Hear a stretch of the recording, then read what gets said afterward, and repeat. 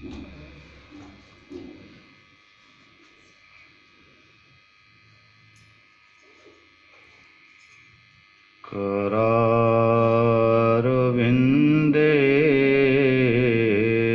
पदारविन्दम्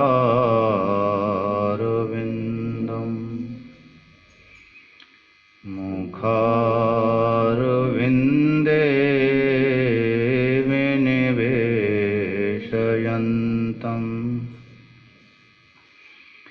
वटस्य पत्रस्य पुटे शयानम् बालं मुकुन्दं मनसा स्मरामि वंशी विभूषितकरान्नवनीरदाभात् पीताम्बरादरुणबिम्बफलाधरोष्ठात्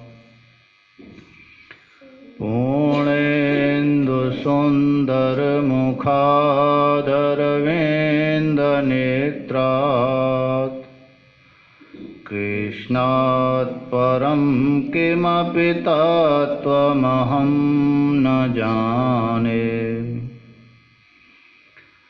सच्चिदानन्दरूपाय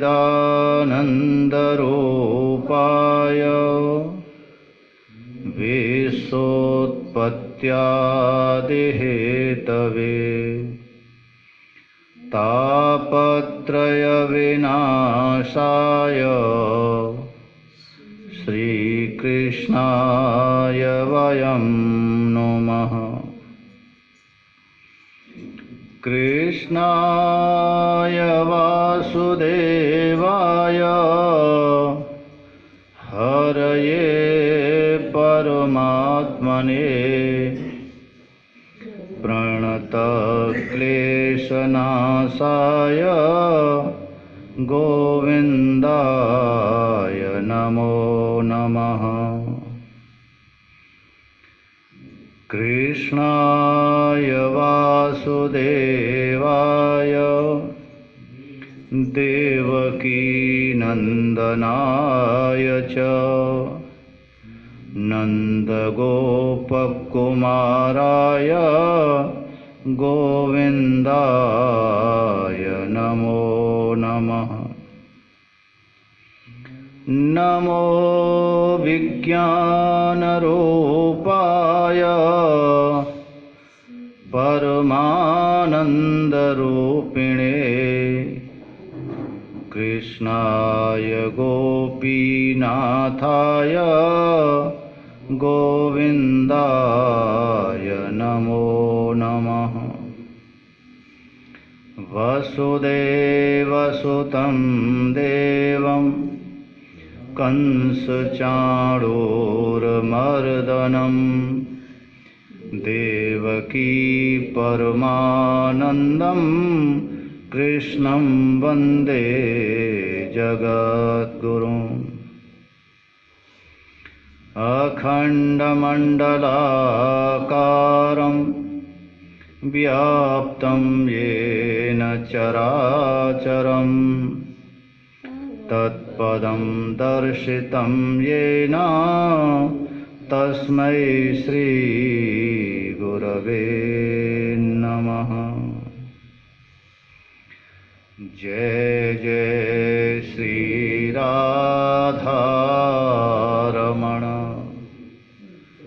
जय जय नवल किशोर जय गोपी चितचोर प्रभु जय जय माखन चोर।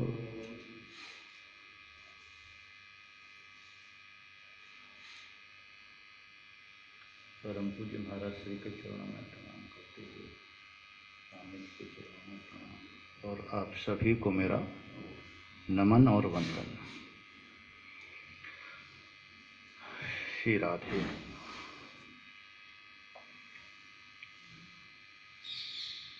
चलिए, अपना तो चलने का ही काम है, कल भी चले, लेकिन कल ये पता ही नहीं चला कि हमारा गांव का ही नाम भूल गए हम लोग।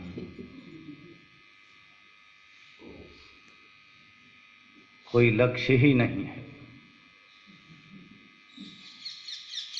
हम लोगों के साथ, तो यही है। कैसे कहें कि चलना है, क्योंकि इतने दिन हो गए कहते कहते कि चलिए वहीं चलते हैं। यदि पहुंच गए होते तो फिर ये कहना बंद हो गया होता।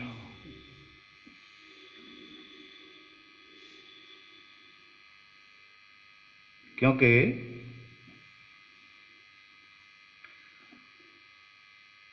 यात्रा का सामान है, हम एक ऐसे जंगल में भटक गए, जो संसार है इसको भी तुलसीदास बाबा ने कहा है कि संसार कांतार। कांतार कहते हैं वन को। ये संसार भी एक कांतार है।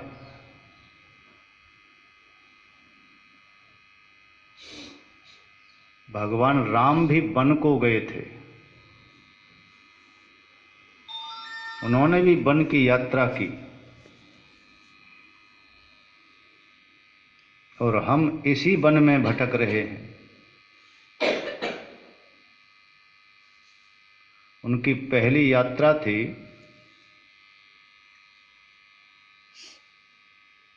जनकपुर की,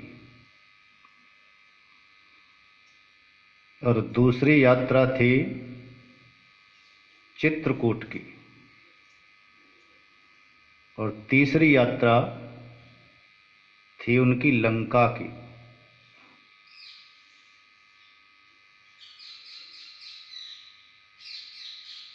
एक और महापुरुष हुए हैं, रामचरितमानस में उनका वर्णन आता है।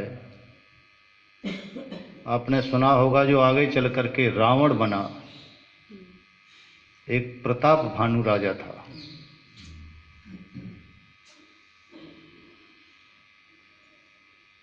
एक सत्यकेतु राजा हुए कैकई देश के।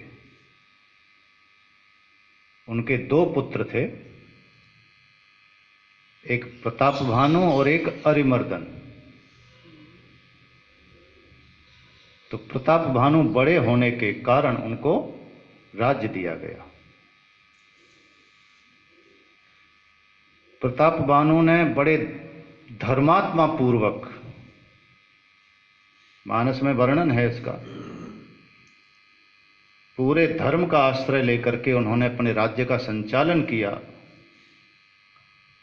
और इतना राज्य का विस्तार किया कि पूरे विश्व पर उनका राज्य स्थापित हो गया।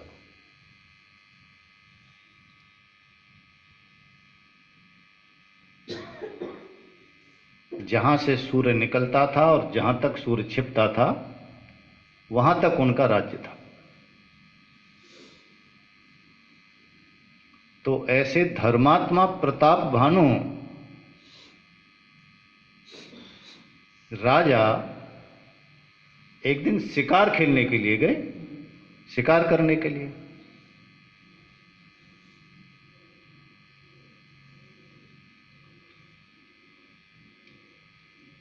किधर गए? विंध्याचल की तरफ। ये विंध्याचल क्या है? ये महत्वाकांक्षा ही हमारी जो है, ये विंध्याचल है। हम महत्वाकांक्षाओं के जंगल में ही भटक जाते हैं।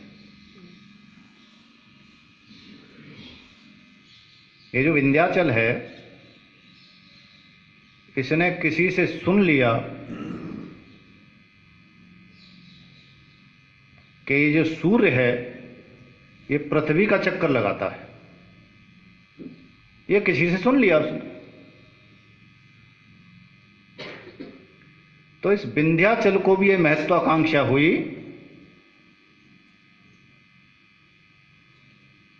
कि सूर्य मेरी भी परिक्रमा करे। अब बताइए, सूर्य से प्रकाश लेना, उसका लाभ लेना तो अलग रहा, लेकिन इतनी बड़ी महत्वाकांक्षा पाल लेना कि सूर्य मेरी भी परिक्रमा करे।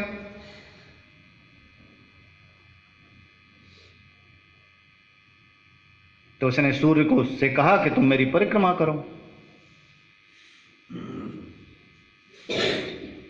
सूर्य ने कहा कि नहीं, मैं तो प्रकृति के नियम से बंधा हुआ हूं,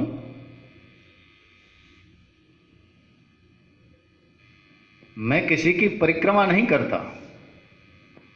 बोले नहीं करो, तो सूर्य ने मना कर दिया। अब देखिए, दो चीज होती हैं, एक तो होता है मात्सर्य और एक होती है ईर्ष्या। ये दोनों लगभग मिलते जुलते शब्द हैं, इनमें कोई ज्यादा अंतर नहीं है। मात्सर्य और ईर्ष्या, इन दोनों में यदि देखा जाए तो थोड़ा सा फर्क।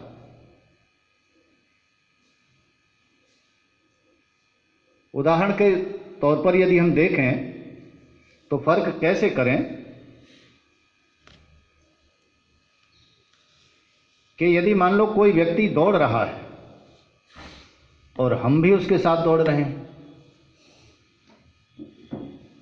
वो हमसे थोड़ा बलवान है, ताकतवर है, और वो हमसे आगे निकलने लगा।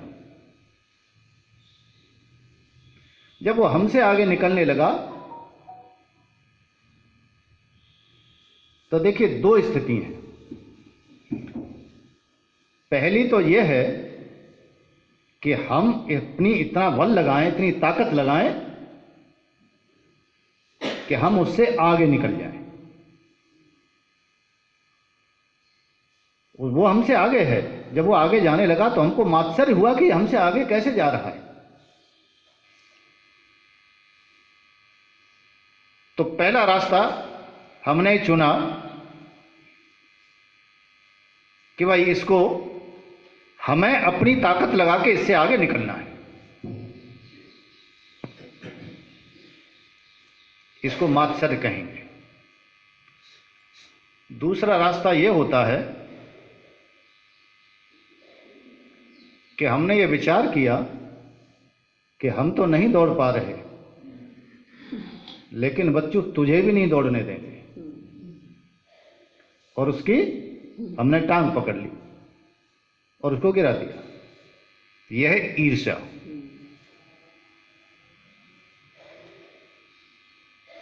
न हम दौड़े और न उसको दौड़ने दिया।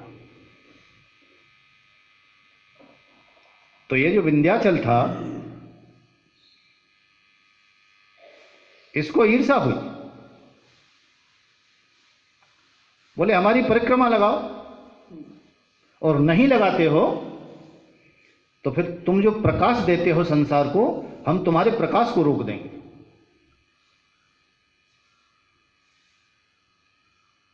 और विंध्याचल ने बढ़ना शुरू किया, ऊपर उठना शुरू किया।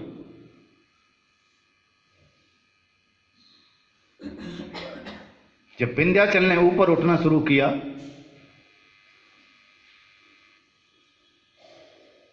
तो बड़ी समस्या, संसार के सामने समस्या। प्रकाश नहीं मिलेगा तो संसार चलेगा कैसे? बड़ी मुसीबत।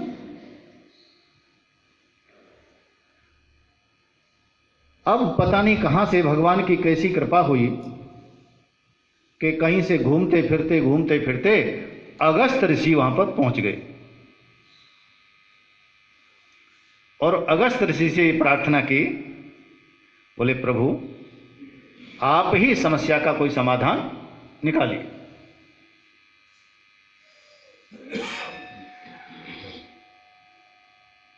तो अगस्त ऋषि विंध्याचल के पास गए तो संत को देख करके, ऋषि को देख करके, और विंध्याचल ने उनके चरणों में साष्टांग दंडवत किया, लेट गए।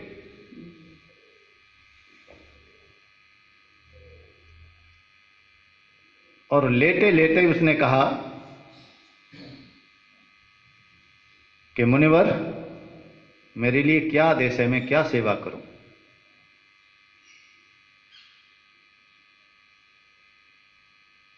तो अगस्त ऋषि ने कहा कि देखो भाई, अभी हम दक्षिण भारत की यात्रा पर जा रहे हैं, और जब तक हम लौट के ना आए तब तक ऐसे ही लेटे रहो। देखिए संत की कृपा है, हो गई ना? संत की कृपा से संसार आज प्रकाशित है। सूर्य का प्रकाश हम ले रहे हैं।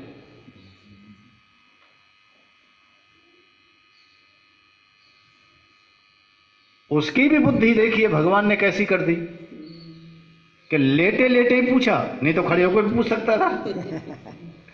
लेटे लेटे पूछा, बोले मेरे लिए कोई सेवा? बोले ठीक है, जब तक हम लौट के ना आए तब तक ऐसे ही लेटे रहना। उन्होंने कहा ठीक है प्रभु। ऋषि अगस्त तो वहां से चले गए। साल, 2 साल, 4 साल, 10 साल, 20 साल के, 100 साल के बाद कोई सज्जन वहां आए, बोले भाई हिमांचल, क्या नाम है, विंध्याचल, तुम जिनके कहने से लेटे हो वो तो लौट करके आने वाले अब है नहीं, वो कभी नहीं लौटेंगे।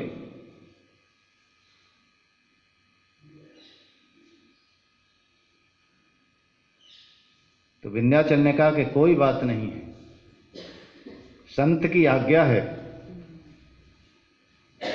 और संत ने मुझे आज्ञा दी है लेटे रहने के लिए, तो मैं उनकी आज्ञा का उल्लंघन नहीं करूंगा। ध्यान दीजिएगा, संत की आज्ञा का कभी भी उल्लंघन नहीं करें। संत अवज्ञा तुरत भवानी। संत नहीं बल्कि साधु है वहां पर। साधु अवज्ञा तुरत भवानी और कर कल्याण अखिल के हाँ। संत के आदेश की कभी अवज्ञा नहीं करें। संत जो कुछ कहें, जैसा कहें, उसको उसी रूप में पालन करना, यह हमारा धर्म है। तो आज भी विंध्याचल लेटा हुआ है। उसी विंध्याचल में प्रताप भानु राजा उसी वन में शिकार खेलने के लिए गए। विंध्याचल का मतलब महत्वाकांक्षी। ये राजा धर्मात्मा पहुंच कहां गया? महत्वाकांक्षा के पास। राजा ने दिन भर शिकार किया, इतना शिकार किया कि जो भी बाण मारे उसी में सफलता, उसी में शिकार ढेर।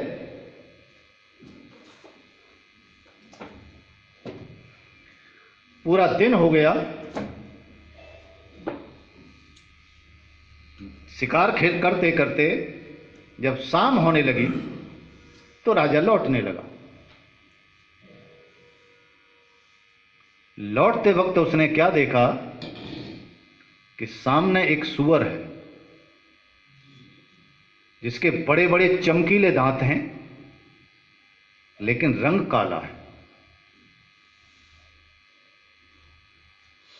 और ऐसा लग रहा था राजा को कि मान लो राहु ने चंद्रमा को ग्रस रखा। जो दांत थे वो चंद्रमा की तरह दिख रहे थे, थोड़ा थोड़ा पोर्शन, और बाकी सारा शरीर काला। मानो राहु ने चंद्रमा को ग्रस रखा है।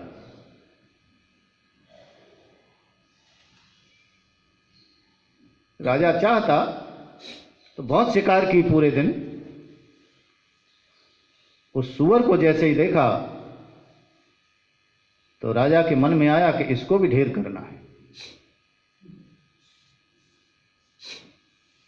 महत्वाकांक्षा के जंगल में क्योंकि महत्वाकांक्षा जग गई और जगी तो ऐसी जगी कि राजा ने अपना बाण निकाला और बाण उस सुअर के ऊपर छोड़ दिया,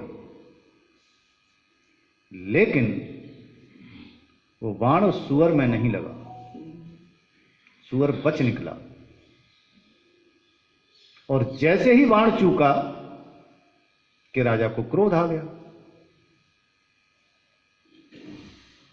महत्वाकांक्षा के जंगल में क्रोध की सड़क पर सवार होकर के कल चर्चा आई थी। कहां पहुंचा?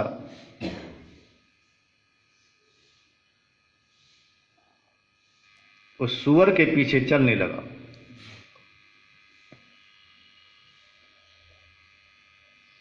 और ऐसा दौड़ा उसके पीछे कि उसके गार्ड, उसकी सेना, उसका सब कुछ पीछे छूट गया।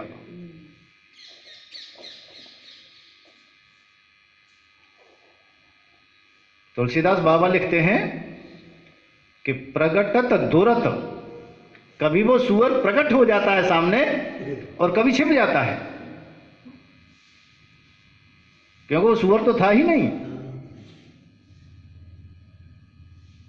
उसका लक्ष्य तो दूसरा ही था। उस सुअर के पीछे दौड़ते दौड़ते क्या हुआ कि राजा बिल्कुल अकेला पड़ गया। तुलसीदास बाबा ने एक शब्द प्रयोग किया है, अति अकेल बन विपुल कलेसु। व्याकरण में यह माना जाता है कि जब एक शब्द से ही काम चल जाए तो दो शब्दों का प्रयोग नहीं करना चाहिए। अकेला शब्द ही पर्याप्त था, लेकिन तुलसीदास बाबा ने बड़ी चतुराई की और अकेला शब्द के साथ लिख दिया कि अति अकेल, अत्यंत अकेला। अति अकेल बन विपुल कलेसु। यहां जीव भी अकेला ही आता है ना, अकेला ही संसार के जंगल में रहता है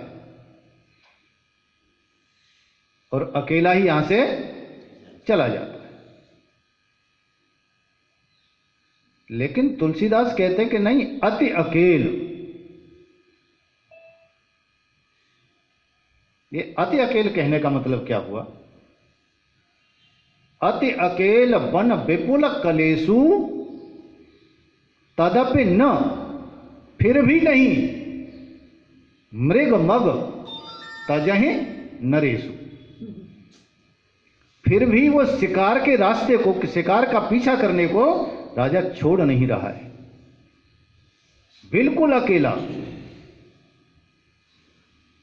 तो बिल्कुल अकेला कैसे हुआ?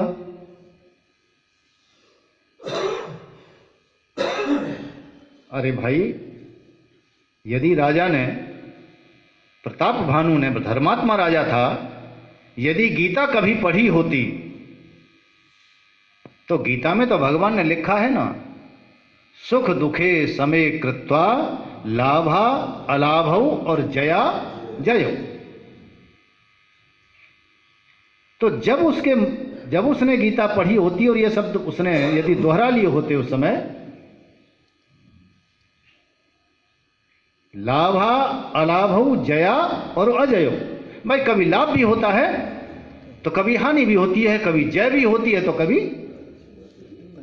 लेकिन राजा ने ठान लिया कि नहीं, हमारे यहां भी देखिए संसार में, यहां भी बहुत सारे ऐसे लोग होंगे जिनके जीवन में कभी असफलता आई ही नहीं होगी, लेकिन क्या ये शाश्वत सत्य है कि ये हमेशा ही जय होती रहेगी?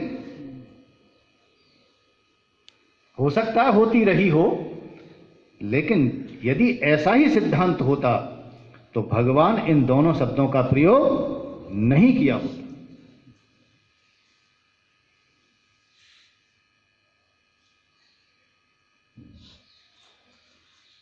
या और भी आगे गीता पढ़ ली होती राजा ने ये सोच लिया होता कि मेरा काम था, शिकार सामने था, बाण चलाना था, मैंने अपना कर्म किया, कर्म का फल नहीं मिला, कोई बात नहीं, कोई जरूरी है कि हर कर्म का फल मिले। यदि सोच लिया होता कि कर्मण्येवाधिकारस्ते मा फलेषु, तो हो सकता है उसका पीछा करना बंद कर देता, लेकिन ये सोचा ही नहीं। और जब नहीं सोचा तो अति अकेल व्यक्ति जब क्रोध की सड़क पर होता है ना, महत्वाकांक्षा के जंगल में जब भटकता है, कामनाओं के जंगल में जब भटकता है, तो देखिए उस समय परमात्मा की याद नहीं आती। एक तो व्यक्ति अकेला है ही है, लेकिन यदि किसी ने राम रक्षा स्तोत्र पढ़ा हो कभी, तो उसमें एक श्लोक है कि हम चाहे कितने अकेले हों, लेकिन हमको ऐसा आभास रहता है कि भगवान श्री राम और लक्ष्मण धनुष बाण लेकर के हर समय हमारी रक्षा कर रहे हैं, है या नहीं है? लेकिन आज राजा उस शिकार के पीछे भगवान को भूल गया। अति अकेले व्यक्ति कब होता है? जब वो भगवान को भी भूल जाता है। अकेला तो है ही, लेकिन भगवान को भूल गया। अति अकेल बन, जब अति अकेला होता है तो इस वन में, संसार रूपी जंगल में, विपुल कलेशु क्या होता है? नाना प्रकार के कष्टों को वो झेलता रहता है। तदपि, लेकिन फिर भी, न मृग मग तजहि नरेश, लेकिन फिर भी राजा उस शिकार के रास्ते को छोड़ता नहीं है।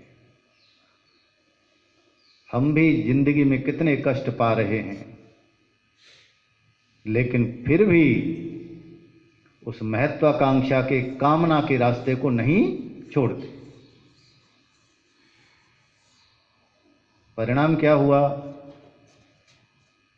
राजा को ऐसे जंगल में भटका करके ले गया, और आगे जाकर के तो बिल्कुल ही गायब हो गया। और जब गायब हुआ तो राजा भटक गया। भटकते भटकते अचानक एक महामुनि उनको टकरा गए। मालूम है आपको?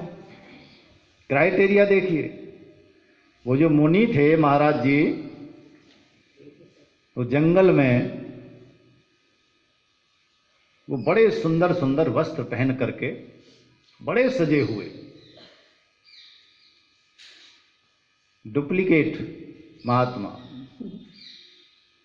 इतने सुंदर वस्त्र। राजा उलझ गया। कहां उलझा? कि देख सुवेश महामुनि जाना। उसने सुंदर वेश को देख करके कोई बहुत बड़ा मुनि समझ लिया।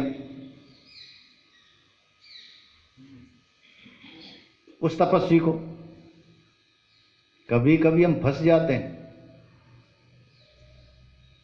वस्त्रों में ही फंस जाते हैं।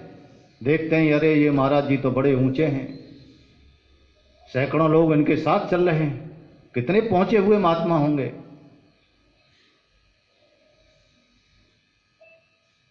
बड़े सुंदर सुंदर वस्त्र हैं। उन सुंदर वस्त्रों में ही राजा प्रताप भानु फंस गया। और परिणाम क्या हुआ? परिणाम वही हुआ कि महामुनि ने कहा अरे वाह। वो महामुनि कौन थे? वो एक राजा था जो डुप्लीकेट तपस्वी के कपड़े पहन करके वहां बैठ गया था। कौन राजा था जिसका राज्य इस प्रताप भानु ने छीन लिया था? वो राजा था। उसने कहा कि इससे बदला लेना है चाहे कुछ भी हो। वो राजा ही तपस्वी के सुंदर वस्त्र धारण करके उस जंगल में पहुंच गया। तो उसने जब सुंदर सुंदर वस्त्रों से देखा तो उसने समझा कि ये तो कोई महामुनि है। उनके चरणों में प्रणाम किया। प्रणाम करके उन्होंने कहा, पूछा उस तपस्वी ने कि भाई आप कौन? तो प्रताप भानु अपना असली परिचय छिपा गया और कहने लगा कि मैं प्रताप भानु राजा का मंत्री हूं। राजा ने खुद कहा, मैं प्रताप भानु का मंत्री हूं।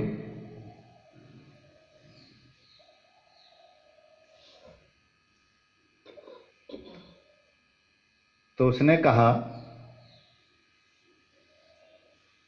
बोले महाराज जी आपका नाम क्या है? उन्होंने कहा कि मेरा नाम है एक तनु।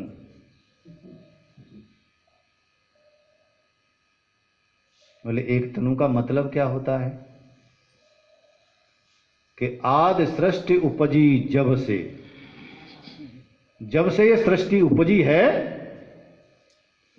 तब से मेरा एक ही शरीर है। तब उत्पत्ति भई मोर।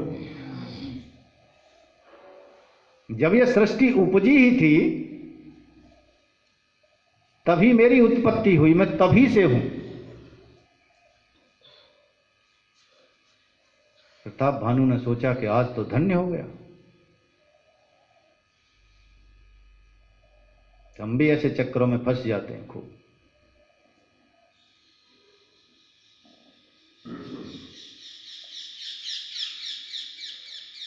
वेश देखा,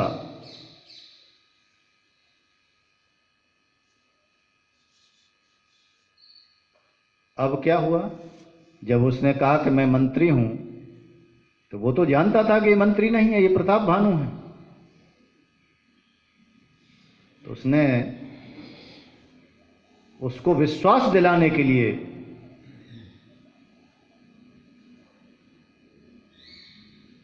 अपने वैराग्य की और अपनी उदासीनता की, अपने ज्ञान की बातें करने लगा। उसने कहा कि नहीं, तुमने झूठ बोला है, तुम प्रताप भानु ही हो। अब प्रताप भानु ने समझा कि ये तो इसका मतलब है कि इन्होंने मुझे पहचान लिया, तो और सरेंडर कर दिया। परिणाम क्या हुआ कि उस एक तनु महाराज जी ने, जो डुप्लीकेट महाराज जी थे, उन्होंने उसको रावण बनने पर मजबूर कर दिया। आगे की कथा तो बहुत लंबी है। कहने का भाव यह है कि हम भी संसार के चक्कर में फंसे हुए हैं। हमको पहचान ही नहीं है। इतने बड़े महत्वाकांक्षी हो गए हैं, हमारी कामना इतनी पाल ली हैं कि हमें पता ही नहीं है कि हमारा लक्ष्य क्या है।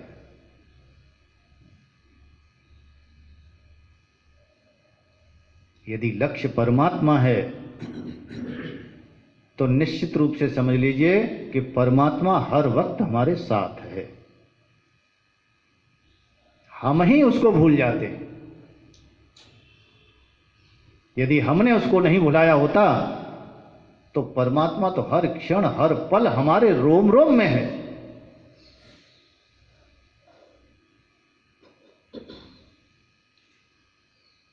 हम उसे हृदय में भी नहीं बिठा पाए। एक दिन हमारे कन्हैया ने किसी गोपी के घर में से माखन चुराया। और चोरी करते हुए उस गोपी ने देख लिया। जैसे ही देखा तो भगवान भाग लिए। उनका तो एक ही काम था, भगवान भाग लिए। गोपी पीछे पीछे दौड़ रही है पकड़ने के लिए, भगवान आगे आगे दौड़ रहे। गोपी ने कहा चाहे कुछ भी हो जाए आज छोड़ूंगी नहीं।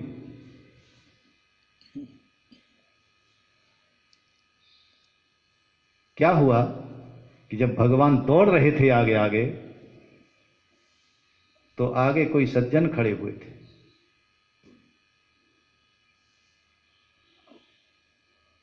उन्होंने कहा अरे प्रभु थोड़ा रुकिए रुकिए, कहां जा रहे हो, आप कहां जा रहे हो? भगवान ने कहा देखते नहीं हो पीछे से थानेदार आ रही है, पकड़ लेगी तो इतनी मार लगाएगी क्या कहने। बोले प्रभु क्या करोगे, तो वो आ रही है तो क्या करोगे? बोले दिखाई नहीं दे रहा, मैं भाग रहा हूं, कहीं जाकर के छिप जाऊंगा, कहीं जाकर के छिप जाऊंगा। तो उन्होंने कहा चलते चलते दौड़ते दौड़ते भगवान का हाथ पकड़ लिया। बोले प्रभु कहां छिपोगे ये तो बता दो, कहीं छिपना तो कहीं अंधेरे में छिपना, यदि उजाले में कहीं छिप गए तो पकड़े ही जाओगे, छिपना है तो कहीं अंधेरे में छिपना। और फिर धीरे से क्या बोले, बोले प्रभु जब अंधेरे में ही छिपना है तो मेरे हृदय से ज्यादा अंधेरा दुनिया में आपको कहीं नहीं मिलेगा, आप जल्दी से आओ और मेरे से अंधेरे हृदय में आकर के छिप जाओ। जब हमारा भाव ये हो जाए कि किसी तरह से वो कन्हैया हमारे हृदय में आकर के छिप जाए, तो समझ लीजिए हमारा काम बन गया।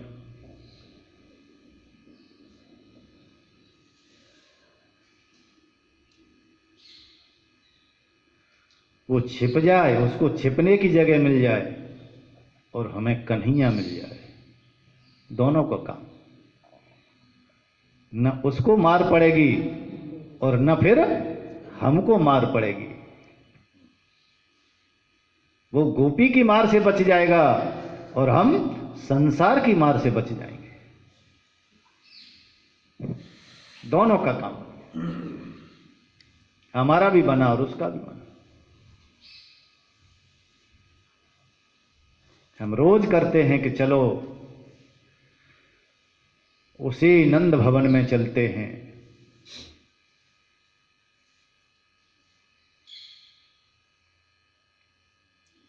कैसा रहे कि एक दिन चल ही पड़े यहां से, कितना अच्छा रहेगा। भले ही शरीर से न जाएं, लेकिन इस मन को तो पहुंचा लें। और बहुत देर नहीं, हम ये कह रहे हैं 1 घंटे का ही अभ्यास डाल लें उसी नंद भवन में, जिस नंद भवन में हमारे प्यारे बाबा उद्धव, क्या नाम है, नंद बाबा और श्री उद्धव जी आपस में वार्तालाप कर रहे।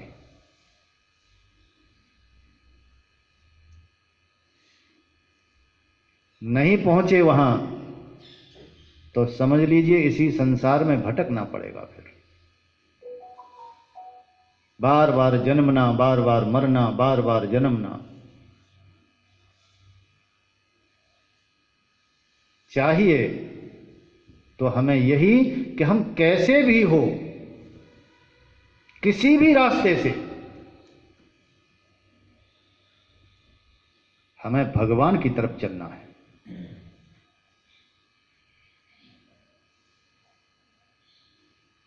कल की जो यात्रा थी देखिए, क्योंकि हम जैसे जैसे जीवन की यात्रा में आगे बढ़ते हैं, जस जस चलिय दूर तस तस। हम किसी यात्रा में जाएं, मान लो हम यहां से दिल्ली के लिए जाते हैं, और हम यहां से चल पड़े, चलते ही, एक कदम चलते ही हमारा लक्ष्य हमारे पास आता जाएगा कि नहीं आएगा? लेकिन ये जीवन की यात्रा कैसी है? जस जस चलिए दूर तस तस। हम जैसे जैसे बचपन से पैदा हुए और जैसे जैसे आगे बढ़े, आप कहेंगे ये क्या उल्टी बात कर रहे हैं। आप देखिए, विचार करिए और अपने बचपन में जाइए, कितना आनंद था। आनंद था कि नहीं था? भगवान कैसे हैं? आनंद स्वरूप। चर्चा हुई कि वो आनंद का डेला है। उस समय कोई पंच तत्व नहीं है, वो संपूर्ण एक आनंद के डेले से बना हुआ है। तो बचपन में क्या था? आनंद, यानी हम परमात्मा के काफी नजदीक थे। लेकिन जस जस चलिए, जैसे जैसे उम्र बढ़ी, अब आप खुद ही देख लीजिए कि आप आनंद में हैं या टेंशन में हैं। रात को कितने सोते हैं, कितनी नींद आती है, क्या होता है? आनंद के पास में है या आनंद से दूर हो गए? विचार कर लीजिए।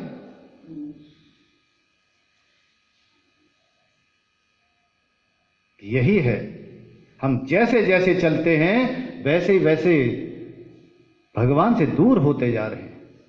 और दूर तो जब ज्यादा और हो गए, जब हम पढ़ गए, बुद्धिमान हो गए, जब से हमने मती नाम की पत्नी से शादी कर ली।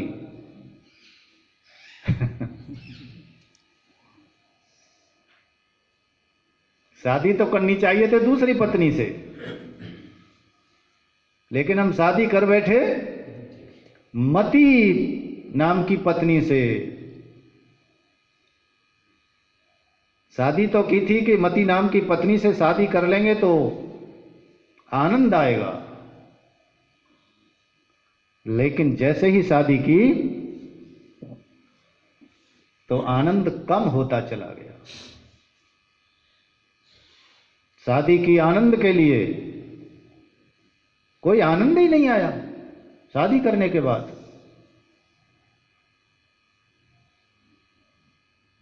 तो मधुमेचक महाराज जी ने एक दूसरी शादी कर ली।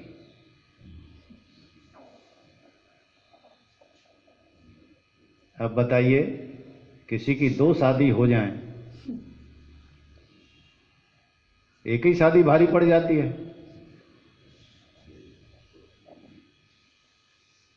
आनंद के लिए दूसरी शादी की, और दूसरी पत्नी का नाम क्या था? रति। पहली वाली का मति और दूसरी वाली का रति। रति माने प्रेम। और जब रति से शादी हुई और रति ने जब आनंद दिया, आनंद तो प्रेम में है, और रति ने जो आनंद दिया तो मति की वैल्यू कम होती गई। उसने झगड़ा करना शुरू किया। तो मधुमेचक महाराज जी ने क्या काम किया? उसको घर से ही निकाल दिया, पहली पत्नी को।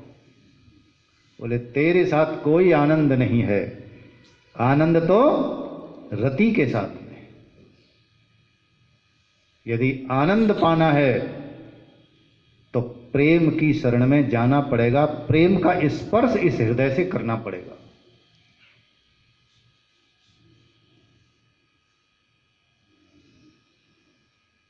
जस जस चलिए दूर तस तस। बुद्धिमान हो गए, इतना एटिकेट में रहने लगे कि मां क्या कहने, सहजता सरलता सब समाप्त हो गई। कितने सहज सरल थे हम लोग, बचपन में कितने लड़ते थे, रोज लड़ाई और रोज प्यार।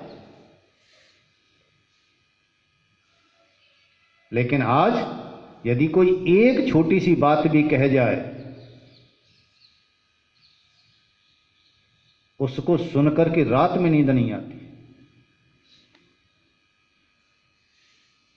क्योंकि हम बुद्धिमान हैं, मतिमान हैं। मति को एक तरफ रखना पड़ेगा और प्रेम करना पड़ेगा केवल और केवल कृष्ण से, क्योंकि वो बिना प्रेम के मिलने वाला नहीं है। राम राम सब कोई कहे, ठग ठाकुर और चोर, लेकिन बिना प्रेम रीझे नहीं, वो नटवर नंद। दूसरा कोई उपाय नहीं है।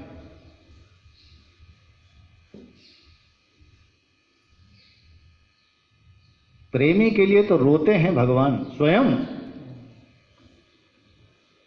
भगवान कृष्ण रोए हैं तो अपने प्रेमी के लिए।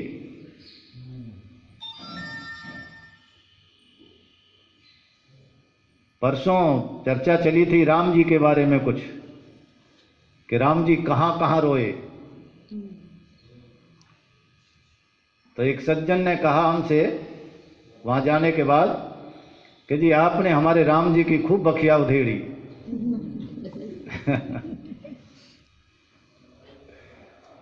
राम जी उनके इष्ट हैं। लक्ष्य ये नहीं है कि राम जी, यानी ऐसा हमको लगता है, वो तो मर्यादा पुरुषोत्तम हैं, उन्होंने ऐसी लीलाएं की हैं। ये दिखाया है कि यदि संसार में आए हो तो एक लीला की है कि भाई पत्नी से भी इतना प्यार करो कि लोगों को लगे, उसको सम्मान दीजिए। चलिए धीरे धीरे आज वहीं चलते हैं नंद बाबा के यहाँ, थोड़ा सा भागवत को आगे बढ़ाते हैं। ये तो सब चर्चाएं चलती रहेंगी।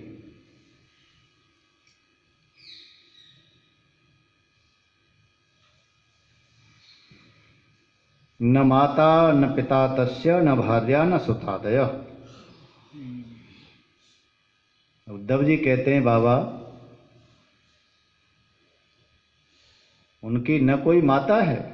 आप कहते हो कि वो देवकी वहां उनको अपने जाल में फंसा लेंगे, मीठी मीठी बातों के जाल में, वसुदेव और देवकी, और कहेंगे कि हम ही तुम्हारे माता पिता हैं असली।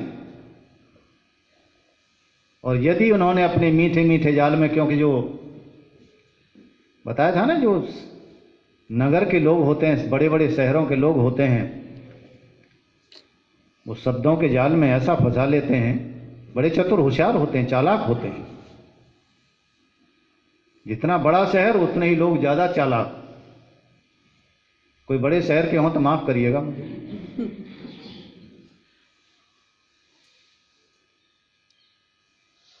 नंद बाबा ने कहा हम तो गांव के हैं।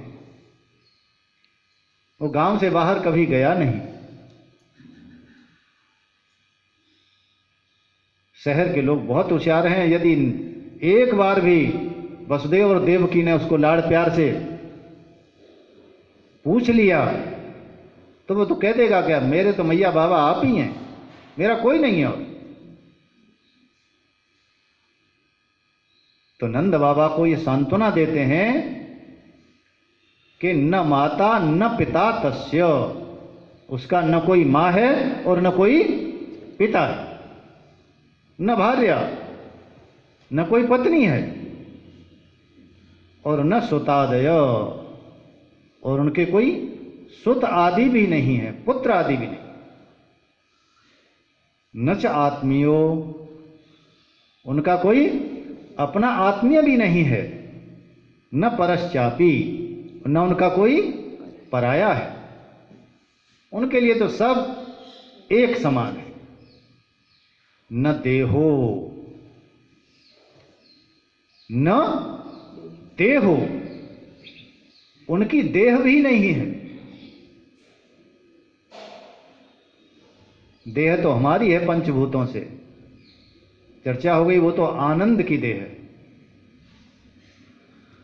और जन्म एवच न, उनका जन्म ही होता है, भगवान का जन्म नहीं होता। भले ही श्री कृष्ण जन्म स्थान है मथुरा में, लेकिन होता क्या है भाई, प्रकट कृपाला दीन दयाला, उनका तो प्रादुर्भाव होता है, प्रादुर्भाव होता है। भगवान ने खुद गीता में कह दिया है, ये नहीं कहा मैं जन्म लेता हूं। यदा यदा हि धर्मस्य ग्लानिर्भवति भारत अभ्युत्थानम अधर्मस्य तद आत्मानं सृजाम्यहम्, तद आत्मानं सृजामि अहम, तब मैं अपने आप को इस सृष्टि में लाता हूं। उनका जन्म नहीं होता। फिर आगे कहते हैं कि न चास्य कर्म वा लोके, इस लोक में उनका कोई कर्म भी नहीं है।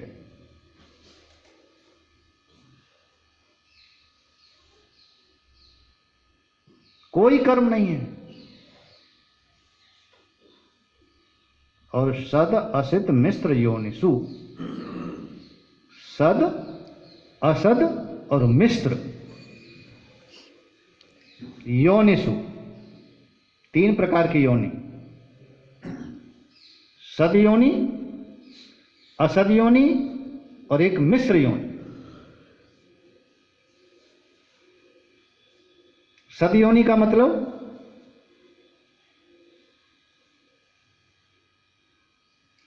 जो सतोगुण से बनती है, ऐसी सृष्टि। भगवान ने सद योनि में राम, कृष्ण, वामन आदि अवतार लिया है। ये सद योनि का अवतार है। असद योनि, असद योनि का मतलब मत्स्य, सूकर और कश्यप। कश्यप बने, मछली बने, सूकर बने, 12 भगवान हुए। ये भगवान की असत योनि है। और एक होती है मिश्र योनि।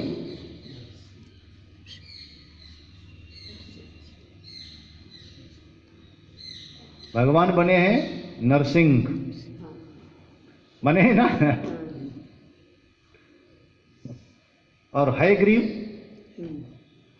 आधे घोड़ा, ये भगवान की मिश्र योनि है।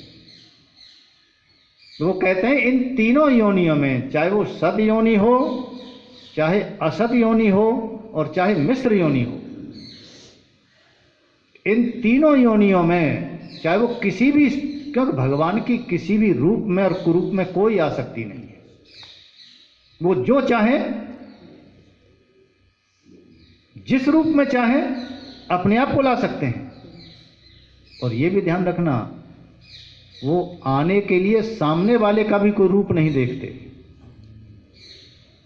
कोई सुंदर स्वरूप वाला ही हो तो भगवान उस पर मोहित हो जाए, ऐसा नहीं है। या सुंदर कपड़े पहना हो, देखा आपने, लोग मंदिर जाते हैं तो पहले अपने घर में खूब सजेंगे। अरे ये कपड़े नहीं, मंदिर जा रहे हो ऐसे कपड़े,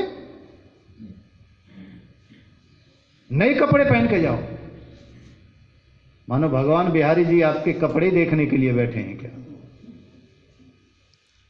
बिहारी जी कपड़े नहीं देखते, भगवान शरीर भी नहीं देखते, शरीर आपका कैसा है। जगन्नाथपुरी में एक भगवान के बड़े अनन्य भक्त थे, बड़े अनन्य भक्त, और रोजाना जगन्नाथ जी का दर्शन करने जाएं। इतनी अनन्यता थी कि जब वो जगन्नाथ जी का दर्शन करने जाते थे तो उस भक्त को ऐसा लगता था कि भगवान मुझे देख करके अपना मुंह फेर लेते हैं।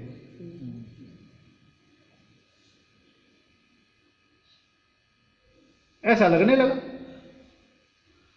क्योंकि उस भक्त के शरीर में कोढ़ हो गया था, लेप्रोसी हो गई थी और शरीर गलने लगा। तो भक्त को यह लगा कि भगवान मेरे इस रोगी शरीर को देख करके मुझे देखना नहीं चाहते, मैं इतना पापी हूं, मैं इतना दुराचारी हूं कि भगवान मुझे देखना तक पसंद नहीं करते, इसलिए भगवान अपना मुंह फेर लेते हैं। लेकिन उस भक्त ने भगवान का दर्शन जाना बंद नहीं किया। कोई बात नहीं, वो नहीं देखें, वो तो सब अंतर्यामी है, सब जानते हैं। वो जब भी जाए रोजाना, उसको ऐसा लगा कि भगवान मुंह फेर लेते हैं। चलता रहा, शरीर गलता रहा। एक दिन क्या हुआ कि रात्रि में जब वो सो रहा था तो स्वयं जगन्नाथ भगवान ही और एक संत का वेश बना करके उसके स्वप्न में आए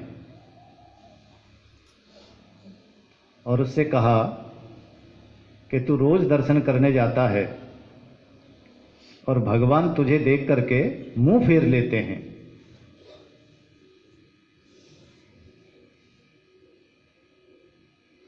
ऐसा लगता है कि तू कोढ़ी है, इसलिए भगवान मुंह फेर लेते हैं। तो तू भगवान से कह क्यों नहीं देता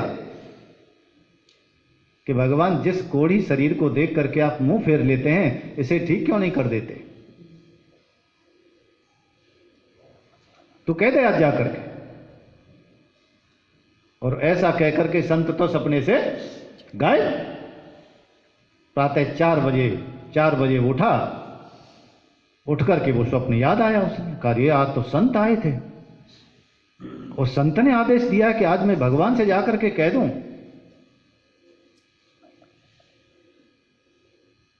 लेकिन क्यों कहना, भगवान को तो सब पता ही है। वो जब मुझे देखना ही नहीं चाहते तो मैं क्यों कहूं? नहीं कहूंगा। बेचारा नहाया धोया, फिर एक बार मन में आया कि नहीं आज तो कह दूंगा, संत की बात है, संत ने आदेश दिया है और संत की बात को नहीं टालना चाहिए। आज तो कह दूंगा, चाहे कुछ भी हो। अगले ही क्षण ये विचार आया कि नहीं, क्यों कहना है, उनसे क्यों कहना है, वो तो मेरे रोम रोम को जानते हैं, मुंह फेर लेते हैं तो क्या हुआ, लेकिन कहना नहीं है। कभी मन में ख्याल आया कि नहीं कहना है, कभी मन में ख्याल आया कि क्यों कहना है, और ऐसा विचार करते करते जगन्नाथ जी का दर्शन करने के लिए घर से निकल पड़ा। रास्ते में कई बार विचार आया, वो संकल्प आया और वो कट गया। मंदिर की सीढ़ियों पर चढ़ रहा था कि फिर मन में विचार आया कि नहीं आज तो चाहे कुछ भी हो, आज तो मैं कह दूंगा। फिर मन में आ गया कि क्यों कहना है, और ऐसा विचार करते करते और भगवान के विग्रह के सामने पहुंच गया। और जैसे ही विग्रह के सामने पहुंचा तो उसे लगा कि भगवान ने मुंह फेर लिया, और भगवान ने मुंह फेरा तो उससे फिर नहीं रहा गया। उसने कहा प्रभु जब मैं इतना ही पापी हूं, इतना ही कोढ़ी हूं, तो आप इसे ठीक क्यों नहीं कर देते? बस उसका कहना था कि वहीं खड़े खड़े भगवान के विग्रह के सामने खड़े खड़े उसका सारा शरीर स्वस्थ हो गया। ये सत्य घटना है। उसका सारा शरीर पूर्णतः स्वस्थ हो गया, और जब स्वस्थ हो गया थोड़ी देर में, तब भगवान उसकी तरफ देखे और भगवान ने देख करके आज भगवान मुस्कुरा रहे। वो भगवान को देख देख करके आंसू बहा रहा है। बहुत देर के बाद जब उसकी चेतना जागृत हुई तो उसने कहा कि प्रभु बात क्या है? और दिन तो आप मुझे देख करके मुंह फेर लेते थे, क्योंकि मैं कोढ़ी था, मैं पापी था, लेकिन आज आपने ठीक कर दिया तो आप मुस्कुरा रहे हैं। और दिन क्यों मुंह फेर लेते थे? तो भगवान ने कहा कि मेरे भक्त, तू इतने कष्ट में रहा, तूने इतने दुख झेले, इतनी गरीबी झेली, तेरे शरीर में रोग हो गया, तेरी और मेरी अनन्यता हो गई। अनन्यता के बावजूद भी तूने मेरे से कभी कुछ कहा नहीं, कोई चीज मांगी नहीं। तो मेरा भक्त दुख में रहे और मैं अपने भक्त को देखता रहूं, ऐसा कैसे हो सकता है? तो मैं तेरे से नजरें मिलाने लायक नहीं था। आज तूने मांग लिया तो मैं आज तेरे से नजरें मिला करके बात कर रहा हूं। तो ये ध्यान रखिए कि भगवान किसी रूप में आसक्त नहीं होते, किसी देह में आसक्त नहीं होते। वो कभी घोड़ा बन जाते हैं, कभी सुगर बन जाते हैं। हम भी तो देखिए, जब अपने बच्चों में खेलते हैं और बच्चा कहता है कि घोड़ा बनो, तो घोड़ा बन जाते हैं। ऐसे ही हम सब भगवान के बच्चे हैं। जब भगवान का मन होता है कि इन बच्चों के साथ मुझे खेलना है, तो भगवान हम जो चाहते हैं वही रूप बना करके आ जाते हैं। बोले खेलो भाई। कभी सुअर बन के आ जाएंगे, कभी नरसिंह बन करके आ जाएंगे कि देखो एक अजीब। इस प्रकार से भगवान कभी किसी देह में आसक्त नहीं होते हैं। आगे की चर्चा कल करेंगे। श्री राम जय जय राम। श्री राम जय जय राम। श्री राम जय जय राम। श्री राम जय जय राम। श्री राम जय जय राम। श्री राम